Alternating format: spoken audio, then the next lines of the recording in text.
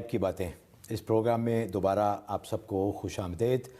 ناظرین، ہمیں احساس ہے کہ آپ کی بہت کالز آ رہی ہیں اور وقت محدود ہے، ہم ساری کالز لے نہیں سکتے۔ ہماری اگرچہ پوری کوشش ہے کہ میکسیمم کالز لیں، اور ایک اور گزارش ہے کہ جن لوگوں کی کالز نہ مل سکیں وہ ہمیں ای میل کے ذریعے بھی ہم سے رابطہ کر سکتے ہیں۔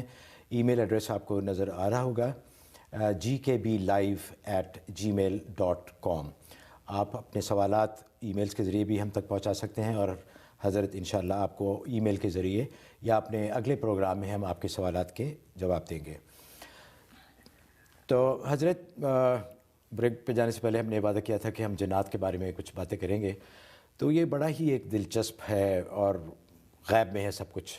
جنات اگرچہ ایک حقیقت ہے، بطور مسلمان ہمارا ایمان ہے کہ قرآن میں جہاں انسانوں کا ذکر کیا گیا وہاں جنات کا بھی ذکر کیا گیا، لیکن ایک بہت ہی تجسس ہے سب کے ذہنوں میں کہ یہ جنات کس قسم کی مخلوق ہیں، ان کی حقیقت کیا ہے، اور انسانوں کے ساتھ اللہ نے جب ذکر فرمایا ہے جنوں کا تو اس کے پیچھے کیا مقصد کار فرمایا ہے؟ اصل میں جنات یہ اللہ تبارک و تعالیٰ کی ایک مخلوق ہے دیگر مخلوقات کی طرح، البتہ یہ انسان کی طرح شریعت الہی کی مکلف اور پابند ہے۔ جیسے انسان جو ہے شریعت کا پابند ہے، ایسے جنات بھی شریعت کے پابند ہیں۔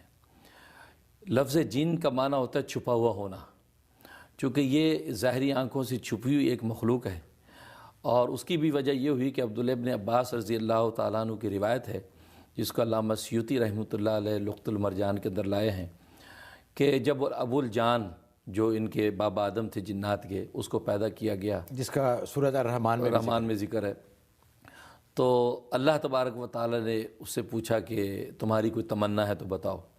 تو اس نے یہ تمنا ظاہر کی کہ ہم تو لوگوں کو دیکھیں، اوروں کو دیکھیں، اور لوگ ہمیں نہ دیکھ سکیں۔ یہ ہماری ایک تمنا ہے کہ ہم ان کو دیکھیں، وہ ہمیں نہ دیکھ سکیں۔ تو اللہ تبارک و تعالیٰ نے ان کے اوپر رات کو جو ہے وہ ڈھانپ دیا، تو رات جب ان کے اوپر ڈھانپ گئی تو یہ جو ہے وہ آنکھوں سے اوجھل ہو گئے۔ تو اس وقت سے بھی ان کے اندر یہ پوشیدگی پیدا ہو گئی ہے، اور عربی میں جن کہتے ہیں چھپی ہوئی چیز کو۔ یہی وجہ ہے کہ ماں کے پیٹ میں جو بچہ ہوتا ہے اس کو جنین بولا جاتا ہے، اور جنین کا معنی ہوتا ہے چھپا ہوا، چونکہ ظاہر بچہ نظر نہیں آتا تو اس لیے اس کو جنین کہتے ہیں۔ تو اس لیے یہ مخلوق نظر نہیں آتی۔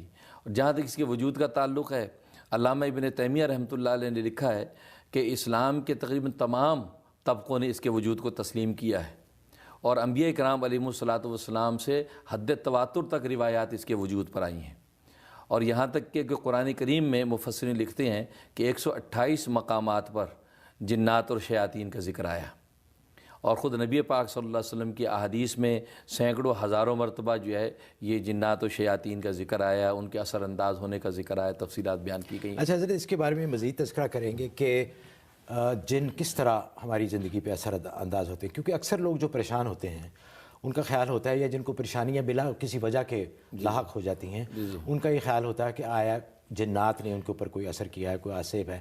اس کے بارے میں بات کریں گے۔ ایک کالر لیتے ہیں، اشفاق صاحب ہیں ہیوسٹن ٹیکسس سے۔ جی اشفاق صاحب، السلام علیکم۔ السلام علیکم حضرت صاحب، میں اشفاق بول رہا ہوں۔ آپ کو یاد ہوگا آپ کے نیو یارک میں کیسٹ ریکارڈ کر کے میں لوگوں کو دیا کرتا تھا، اور یہاں بھی دیتا ہوں۔ بالکل بالکل، ماشاءاللہ، میں نے پہچان لیا، اللہ آپ کو جزائے خیر دے، آپ ہمارے پرانے عاشق ہیں ماشاءاللہ، آپ نے جی اشفاق صاحب، آپ کا سوال۔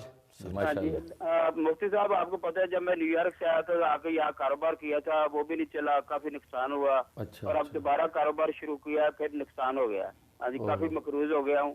اور دوسری بات یہ ہے کہ نیو یارک آنے کے بعد مجھے 2 دفعہ پھر مائنر ہارٹ اٹیک ہوا ہے۔ پلیز کوئی دعا کریں اور مجھے کوئی وظیفہ بتائیں کہ کاروبار چل۔ میں دل سے دعا کرتا ہوں اللہ تبارک و تعالیٰ آپ کو صحت و عافیت دے۔ آپ ایسا کریں، سورۃ فتح روزانہ تلاوت کر کے اپنے کاروباری جو ہے وہ مشکلات کے لیے آسان کی دعا کریں، اور اس کے علاوہ جو آپ سورۃ قریش جو ہے وہ 41 مرتبہ پڑھ کے پانی پہ دم کر کے پانی پی لیا کریں۔ تو یہ دو عمل آپ جاری رکھیں، اس سے انشاءاللہ آپ کو صحت بھی ہو جائے گی، اور اس کے علاوہ آپ کی انشاءاللہ کاروبار بھی کھل جائے گا۔ اچھا حضرت، ایک سوال ہمیں ایک اور آیا ہے کہ آپ جو فرماتے ہیں کہ اتنی دفعہ جو آپ وظیفے بتاتے ہیں، یہ پڑھنے کے لیے بتاتے ہیں، تو کچھ لوگ کہتے ہیں کہ اگر کبھی کوئی اس میں کوئی ناغہ ہو جائے یا کسی دن وہ نہ پڑھ سکے تو اس کا پھر کیسے इलाज है, या उसको दोहराएं या नए सिरे से शुरू करें? वो उसका तरीका उसकी क़ज़ा कर लें, यानी पहले दूसरा अमल आने से पहले पहले उसको पूरा कर लें। अगर रोज़ाना फजर के बाद पढ़ने का वजीफ़ा है तो अगली फजर आने से पहले पहले इस वजीफ़े को आप पूरा कर लें। अच्छा हज़रत, एक और कॉलर हैं शमाइला न्यूयॉर्क से। जी शमाइला, अस्सलाम वालेकुम। अस्सलाम वालेकुम जनाब। वालेकुम सलाम। ये मेरा जी सुहेल शमसी है और मेरा सवाल ये है कि क्या दामाद जब मेरे ससुर साहब का इंतकाल हुआ है तो क्या सास अपने दामाद से इद्दत में पर्दा करेंगी? अच्छा जी। और एक सवाल मेरा ये है कि जब औरत खास अयाम में होती हैं तो क्या वो कुरान शरीफ पढ़ सकती हैं? जी बहुत बहुत शुक्रिया। पहले जहाँ तक पहले सवाल का ताल्लुक़ है तो इद्दत की हालत में दामाद से पर्दा नहीं है। ज़ाहिर है कि दामाद के साथ ये एक महरमियत का ताल्लुक़, सहर का महरमियत का ताल्लुक़ पैदा हो जाता है, लिहाजा दामाद से पर्दे की ज़रूरत नहीं। जो पर्दे का हुक्म जिन जिन रिश्तों से है तो उन रिश्तों से पर्दा करना है, भले इद्दत में हो या इद्दत से बाहर हो, तो वो तो आपको करना ही होगा। तो दामाद से जो है पर्दे का कोई हुक्म नहीं, पर्दा उनसे जायज़ है।